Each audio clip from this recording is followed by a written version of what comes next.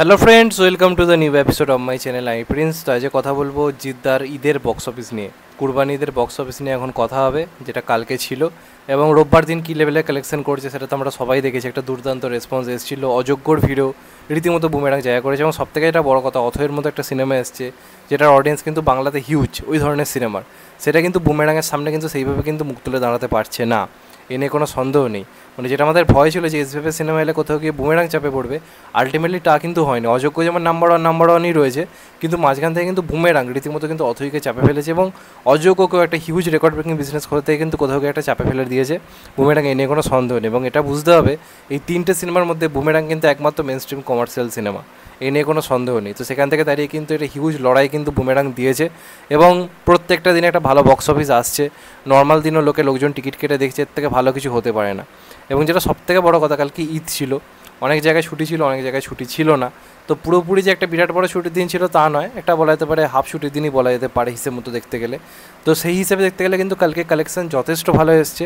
এবং অবশ্যই কালকে অযোগ্য খানিকটা হলেও এগিয়ে ছিল কলকাতাতে। কালকে অযোগ্যর ফার্স্ট ফিলিং হাউসফুল শো বেশ খানিকটা বেশি ছিল, কিন্তু বুমেরাংয়ের হাউসফুল ফার্স্ট ফিলিং শো অথয়ের থেকে কিন্তু বেটার ছিল।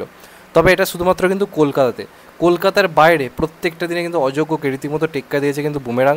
সেটা কালনা হোক, সেটা সঙ্গম হোক, মানে কল্যাণী হোক, বিভিন্ন জায়গাতে হোক, বুমেরাং কিন্তু রেসপন্স দেখার মতো। এবার একটা তথ্য আপনাদেরকে দিয়ে, আপনারা জানি না অনেকে নোটিস করেছেন কি না, রোববারের বক্স অফিসের যে আপডেটটা দিয়েছিল সোমবার দিনে জিৎ ফিল্ম ওয়ার্কস থেকে বা জিদ্দার প্রোডাকশন থেকে, দেখবে সেখানে একটা কথা বলা হয়েছে, আগের রোববারের থেকে দ্বিতীয় রোববারের কালেকশন নাকি আরও বেটার এসছে। এবার এটা কিন্তু খুবই ভাবনার একটা জায়গা। দেখুন, প্রথম সপ্তাহে কিন্তু রবিবারটা আমরা যদি দেখি, প্রথম রবিবারে বুমেরাংয়ের কিন্তু মাল্টিপ্লেক্সের শো অনেক বেশি ছিল।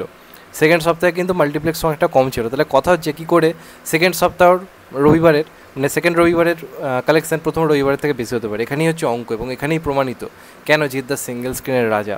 সেকেন্ড সপ্তাহের যে রোববারটা সিঙ্গেল স্ক্রিনে এই সিনেমাটা আগুন লাগিয়ে দিয়েছে। মাত্র 21টা 13টা শোয়ের দিক দিয়ে বিচার করে বুমেরাংকে নিয়ে ভেবে লাভ নেই। ওই কয়েকটা শো থেকে অলরেডি 20-25 লাখ কালেকশন অলরেডি হয়ে গেছে। কিন্তু বাকি যে 140 বা 150টা শো রয়েছে গ্রাম বাংলা মফস্বল এরিয়াতে, সেটা জিদ্দার এরিয়া, জিদ্দা সেই এলাকার রাজা। সেখানে অলরেডি জিদ্দার যে সিনেমাগুলো তুলনামূলকভাবে বেশি চলছে না, সেগুলোও দারুণ কালেকশন আনে। এমনিতে বুমেরাং ভালো চলছে, ফ্যামিলি অডিয়েন্সের ভিড় করছে। তো যে অডিয়েন্স বন্ধন দেখতে সিঙ্গেল স্ক্রিনে গেছে, যে অডিয়েন্স শুভদৃষ্টি দেখতে সিঙ্গেল স্ক্রিনে ভিড় করতো, যেমন ধরুন আমাদের ওয়েলিংটন বা সব নেই, এগুলো তো বিএমএসের অন্তর্গত নয়, এগুলো লোকে টিকিট কেটে হলে যায়, স্পট বুকিংয়ের ওপর পুরোপুরি নির্ভর করে, এগুলোর কোনো কালেকশন জানা যায় না। সেই সমস্ত জায়গাতে ঈদের দিনের রেসপন্স দেখার মতো ছিল। সেকেন্ড রোববারের রেসপন্স প্রথম রোববারের থেকেও বেটার ছিল, যে কারণে প্রোডাকশন হাউস কিন্তু নিজে এটা জানিয়েছে প্রথম রোববারের থেকে সেকেন্ড রোববারের কালেকশন বেশি এসছে।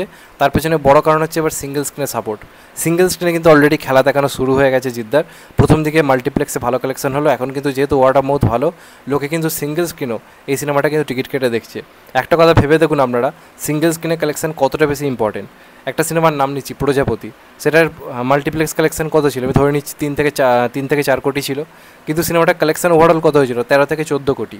তো বাকি ওই যে 9 থেকে 10 কোটি যে কালেকশনটা, সেটা কিন্তু এসেছিলো সিঙ্গেল স্ক্রিন থেকে কলকাতার বাইরে থেকে।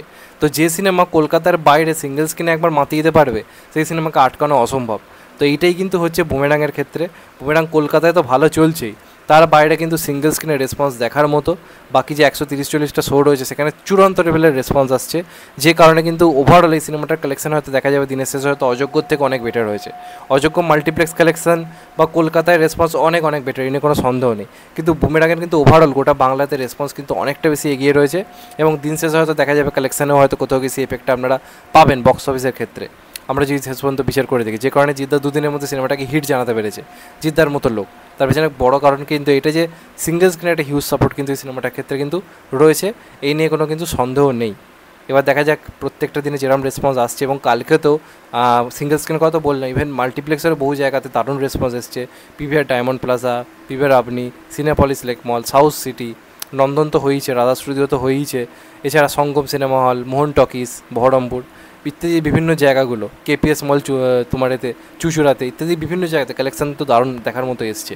যে কারণে কালকে ঈদের দিনেও কিন্তু জিদ্দা নিজের দখলে রেখেছে। ওই যে কথায় আছে জিদ মানে ঈদ, ঈদ মানে হিট, এটা কিন্তু কালকেও কোথাও গিয়ে হয়েছে গোটা বাংলা জুড়ে অবশ্যই। তো রেসপন্স দারুণ আসছে। এবার দেখা যাক সামনের দিনে কতটা কী হয়। আমার তো মনে বলছে তৃতীয় সপ্তাহে গিয়ে এটার শো সংখ্যা বাড়বে আরও, এমনিতেই বাড়ানো হচ্ছে। উদয়ন ফুদয়ন বহু জায়গাতে শো কিন্তু বাড়িয়ে দেওয়া হয়েছে পাবলিক ডিমান্ডে। এর থেকে বুঝতে পারছো তো রেসপন্সটা কিন্তু রিয়েল হাইপটা কিন্তু সিনেমাটার ক্ষেত্রে হচ্ছে। এবার দেখা যাক থার্ড সপ্তাহে শো বাড়ে কিনা, বাড়লে তো খুবই ভালো। এবং আমার মনে হয় কালকি এলেও অন্যান্য সিনেমা এলেও এই সিনেমাটা কিন্তু এখন অনেক দিনই এরম রেসপন্স আনবে। মাল্টিপ্লেক্সে মানে এতটা গ্রোথ ধরে রাখা জিদ্দার পক্ষে বহুদিন পরে আমরা দেখতে পাচ্ছি। কোথাও গিয়ে সেই বন্ধন শুভদৃষ্টির দিন কিন্তু ফিরে এসছে, যেটা একটা বিরাট পজিটিভ দিক। তোমাদের এটা নিয়ে কি মতামত অবশ্যই কমেন্ট করে জানিও। চ্যানেলটা নতুন হলে চ্যানেলটা সাবস্ক্রাইব করে দিও and get the bell icon. ভালো থেকো সবাই, টেক কেয়ার, নমস্কার, আবার দেখা হবে। এখন তো ভাই সবাই ভালো থেকো, সুস্থ থেকো, নমস্কার, টেক কেয়ার, আবার দেখা হবে। সবাই ভালো থেকো, নমস্কার।